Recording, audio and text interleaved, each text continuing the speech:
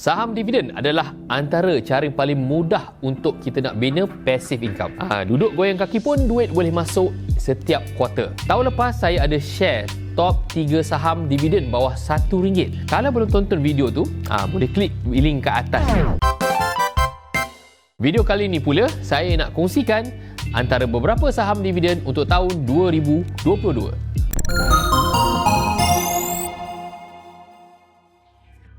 Saham pertama adalah Bursa Malaysia.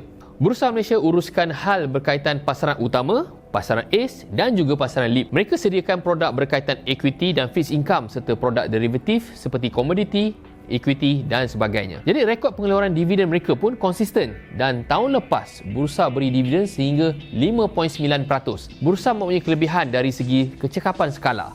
Dekat Malaysia ni tak ada syarikat lain yang tawarkan servis seperti Bursa. Huge advantage dekat situ sebab mana-mana pelabur yang nak melabur dalam Malaysia ni mesti melalui Bursa Malaysia. Revenue dan profit mereka pun grow dari sekitar 480 juta pada tahun 2016 sehingga sekitar 800 juta pada tahun 2021. Jadi pertumbuhan revenue dan profit ni paling banyak disumbangkan oleh hasil revenue securities trading mereka, iaitu sebanyak 61%. Jadi makin ramai pelabur melabur dalam pasaran tempatan, makin tinggilah revenue yang boleh mereka janakan. Masa mula lockdown pada tahun 2020 dulu, penyertaan pelabur dalam pasaran saham ni adalah antara yang paling tertinggi dalam sejarah. Kalau lihat revenue dan gross profit Bursa, ada significant increase dari tahun 2019 hingga tahun 2020. Untuk pasaran komoditi, FCPO pun dah boleh trade waktu malam.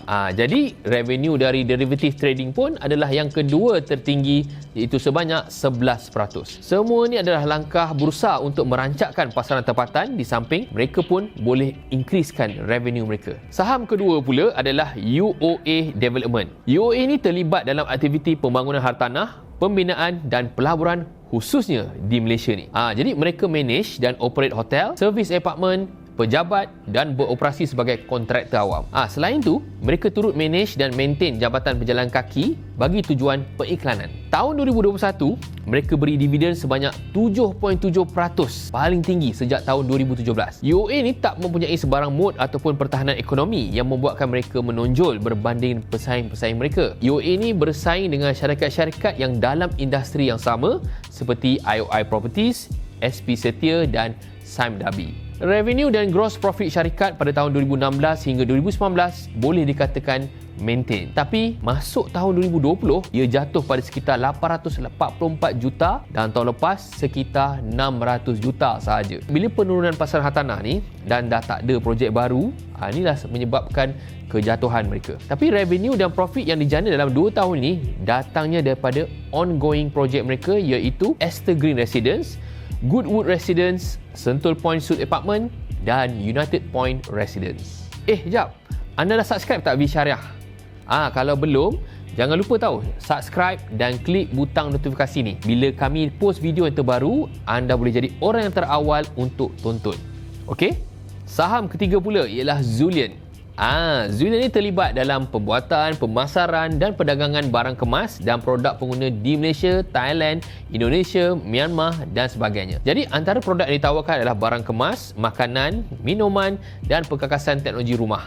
Jadi mereka ni ada juga perniagaan dalam mencetak brosur, risalah dan katalog. Mereka memang terlibat dalam network marketing. Jadi Zulian ni memang konsisten beri dividen sejak 5 tahun lepas. Paling tinggi tahun 2020, dividen mereka adalah sebanyak 8.9%. Zulian tidak memiliki sebarang mod dan mereka bersaing dengan syarikat seperti Amway dan juga InNature. Revenue dan gross profit sejak tahun 2016 boleh dikatakan maintain. Jadi Zulian bukan hanya bertumpu kepada pasaran tempatan. Thailand adalah penyumbang terbesar revenue syarikat, jauh mendahului Malaysia. Tapi ada penurunan 28% dalam revenue yang dijana daripada Thailand. Jadi dalam laporan mereka, mereka mengatakan disebabkan gangguan ekonomi akibat pandemik, untuk yang akan datang ni, Zulian mengatakan yang perniagaan mereka amat berkait dengan sentimen pasaran konsumer dan turun naik mata wang asing sebabkan mereka ni ekspor ke lebih 4 buah negara. So di samping kita nak cari syarikat yang konsisten, yang beri dividen setiap tahun, kita juga perlu pastikan yang revenue dan profit syarikat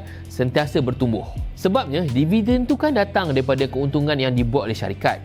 Jadi jika bisnes mereka tak bagus, syarikat pun tak dapat nak berikan dividen. Okey, peringatan sikit.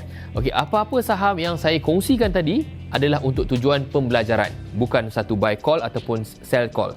Ingat hanya untuk tujuan pelajaran. Okey, setakat ni dulu.